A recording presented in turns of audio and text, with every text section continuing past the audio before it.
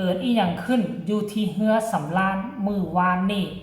ทิดาลาวถูกดึงเข้าไปร่วมกับคณะทัวร์ต่างประเทศ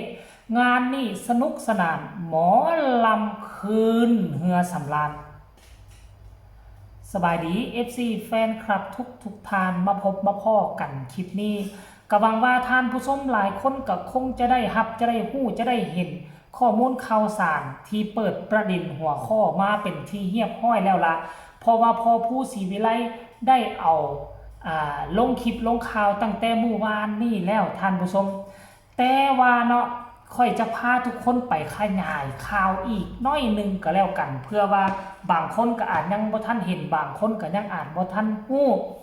การที่เดินไปกรุงเทพครั้งนี้นะเดินทางไปกรุงเทพครั้งนี้มันมีความแตกต่างจากทุกครั้งครอบครัวศรีวิไลนี่โอ้ถือว่าโชคดีหลายม่องที่บ่ได้ไปก็ได้ไปเฮือที่บ่เคยขึ้นก็ได้ขึ้นกล้าเว้าได้เลยมื้อวานนี้ไปที่สยามไอคอนก็เป็นครั้งแรกไอคอนสยามก็เป็นครั้งแรกของที่ดาลาวขึ้นเฮือสำราญอยู่ที่แม่น้ำเจ้าพระยาก็เป็นครั้งแรกของน้องที่ดาลาวแต่ว่าการที่ไปครั้งแรกขั้นหลายคนนี่เนาะบ้องใดที่เฮาไปครั้งทำอิฐเฮาก็จะอายจะย่านจะกลัวแต่สิ่งที่เกิดขึ้นกับครอบครัวศรีวิไลกลายเป็นคอนเทนต์ที่เฮ็ดให้มีกระแสฮือฮาหัวแตกกันวุ่นท่านผู้ชม FC แฟนคลับเมื่อขึ้นไปฮอดเฮือสำราญปุ๊บสิ่งที่ดาลาวเฮ็ดหลังจากที่ได้ยินเสียงเพลงดังจากได้ยินเสียงไมค์ประกาศน่าจะเป็นหัวหน้าทัวร์น่าจะเป็นขั้นบ่แม่นทัวร์เกาหลีก็น่าจะเป็นทัวร์ญี่ปุ่นข้าเจ้ากำลังห้องเพลงอ้อมโต๊ะอาหารอ้อมม่องที่ข้าเจ้าครัวอาหารนั่นนะห้องตบมือเป็นสายคือลูกเป็ดย่างตามหลังเป็ดที่ดาลาวบ่รอซ่าเต้นเดาะเต้นดองไปเต้นขวางทางเพิ่นเอ้ยไอก็เข้าไปเจมซิดพีเคก็เข้ามาหาบาดคณะทัวร์เข้ามาดึงเอาที่ดาลาวดึงเสื้อที่ดาลาวเกือบจีให้ห่วมขบวนฟ้อนอ้อมไปปาดโทขั้นที่ดาลาวเว้าภาษาได้นี่มันคือสิมวนและก็สนุกสนานหลายกว่านี้ท่านผู้ชมเอ่ยอันนี้คือสิ่งที่เฮาบ่คาดคิดบ่คาดฝันว่าจะได้เห็นภาพบรรยากาศแบบนี้ของครอบครัวศรีวิไลของครอบครัวน้องธิดาลาวมหัศจรรย์อีหลีท่านผู้ชมปกติแล้วเฮานี่น่ะม่องที่เฮาบ่เคยไปเฮาก็สินั่งต่อเหมาะแต่แม่แต่ที่ดาลาวบ่ได้จิตวิญญาณของศิลปินได้ยินเสียงเพลงมาได้ยินเสียงปรบมือมาก็ออกโซลีลาท่าทางกันแล้วล้ำใส่เข่าหันติล่ะหอบนึงบ่พอ2หอบก็ไปตื่มกลายเป็นได้คอนเทนต์หัวแตกวุ่น FC แฟนคลับเบิ่งผู้ละรอบ2รอบค่อยก็เบิ่งตั้ง2-3รอบสัวค่อยจะลงก็ได้รายละเอียดให้ทุกคนไปชมคลิปนี้ขออนุญาตพอผู้ตัดออกมาจาก1นาทีให้ FC แฟนคลับทั้งฝั่งลาวได้เห็นใครเห็นแล้วอยากจะเบิ่งคลิปเต็มให้ทุกคนเข้าไปที่ช่อง YouTube พอผู้ศรีวิไลเขียนว่าผู้ศรีวิไลมันจะออกคลิปเมื่อวานนี้ทันทีทันใดไปชมพร้อมๆกันเลย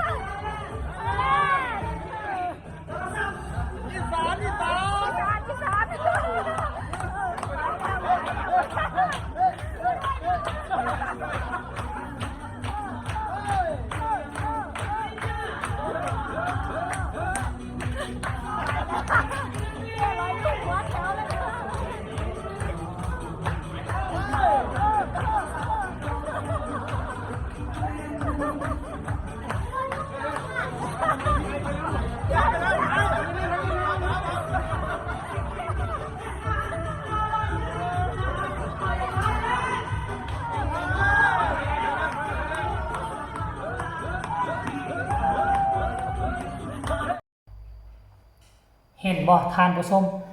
เห็นความเป็นออร่าเห็นความเป็นกันเองเห็นความสดใสของธิดาลาวบ่ทุกครั้งที่ก้าวขาออกจากเฮือนบ่มีครั้งใดที่ว่าน้องธิดาลาวจะเศร้าจะมองจะเศร้าจะซึมท่านผู้ชม การเดินทางเข้ากรุงเทพครั้งนี้หลายคนก็สงสัยเนาะหลายคนก็อาจจะคิดว่าหรือว่าไปร่วมรายการดังบ่ไปถ่ายทำรายการดังบ่หรือว่านู่นนี่นั่นแต่ว่าค่อยเห็นแล้วล่ะเห็นรุดออกมาแล้วท่านผู้ชมเห็นน้องไปร่วมเขาเอิ้นว่าร่วมพิธีเนาะของวัดดังแห่งหนึ่งท่านผู้ชมไปร่วมพิธีของวัดดังแห่งหนึ่งเดี๋ยวเอาคลิปหน้าค่อยจะมาเล่าสู่ทุกคนฟังกันแล้วกันสำหรับคลิปนี้เขายังมาอยู่กับเฮือสำราญอยู่ซึ่งเฮือสำราญค่อยเบิ่งนี่ประมาณ 2-3 สั้นเฮือลักษณะแบบนี้ก็มีหลายอยู่ทั้งน้ำคลองแต่ว่าบ่ใหญ่กว่านี้แต่ว่าอยู่ทั้งน้ำงืมอยู่ทั้งเขื่อนไฟฟ้าน้ำงืมนี่ก็มีหลายอยู่ทั้งหลวงพระบางกับเฮือท่องเที่ยวลักษณะแบบนี้ก็มีหลายแต่ว่าบ่แม่นเฮือแบบนี้ได้เป็นเฮือไม้เอกลักษณ์ของหลวงพระบางนี่เป็นเฮือไม้มีห้านอาหงมีห้านอาหารมีเครื่องดนตรีเครื่องดนตรีมีทั้งเครื่องดนตรีพื้นเมืองมีการเสพดนตรีเล่าเดิมมีทั้งดนตรีทันสมัยผสมปนเปกันไปเนาะแต่ว่ามาเบิ่งแล้วเฮือลำนี่เป็นเฮือลำใหญ่กว่าอยู่ทางฝั่งลาวมีได้เฮืออยู่แม่น้ำเจ้าพระยาใหญ่แล้วที่สำคัญคือวิวทิวทัศน์ทั้งสองข้างที่ต่ำเขาเจ้าลองเฮือนี่นะมันเป็นวิวทิวทัศน์ที่สวยสดงดงามตกกลางคืนมาไฟแสงสีใต้เลื่อมระยิบระยับอยู่ตามตึกอาคารบริเวณเขตกรุงเทพเนาะถือว่าเป็นเมืองใหญ่เบอร์ต้นของอาณาเขตบริเวณ4 หน้า 5 ประเทศนี่ได้ท่านผู้ชมค่อยกับฝันเอาไว้แต่ก็บ่มีโอกาสได้ไปได้แต่หวังไว้ว่าประมาณอีก5-10 ปี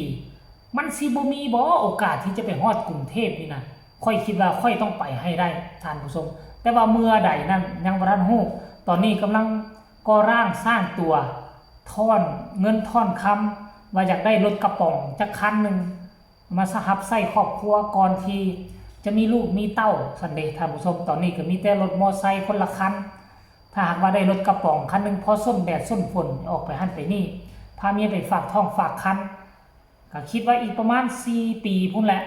จึงจะได้รถมือ2ท่านผู้ชมเนาะอันนี้ก็คือการเคลื่อนไหวของครอบครัวศรีวิไลถึงแม้ว่าเฮาบ่ได้ไปอย่างน้อยๆเฮาก็ได้เห็นหลายภาพหลายมุมอยู่ทั้งกรุงเทพว่ามันเป็นแนวใดมีแหล่งท่องเที่ยวแนวใดแดที่เป็นตาหน้าเที่ยวชมก็เป็นเพราะติดตามที่ดาลาวนี่แหละคันบ่ติดตามที่ดาลาวค่อยก็บ่ฮู้บ้านศรีวิไลบ่ฮู้พ่อครูศรีวิไลอันนี้เป็นสิ่งหนึ่งที่เฮ็ดให้ค่อยก็รู้สึกดีอกดีใจและก็ภาคภูมิใจได้เห็นหลายที่หลายม่องวัดอรุณก็ได้เห็นสยามไอคอนสยามก็ได้เห็น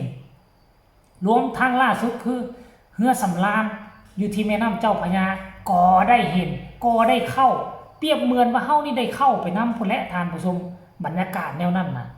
อันนี้ก็เอามาฝากเอามาต้อนกันเพียงซ้ำนี้ผู้ใดเห็นแล้วก็ขอความเมตตาคนละไลค์คนละแชร์ใครมีคำคิดคำเห็นก็ส่งข่าวมาได้ทางใต้คอมเมนต์สำหรับคลิปนี้ลาทานผู้ชมไปก่อนสวัสดี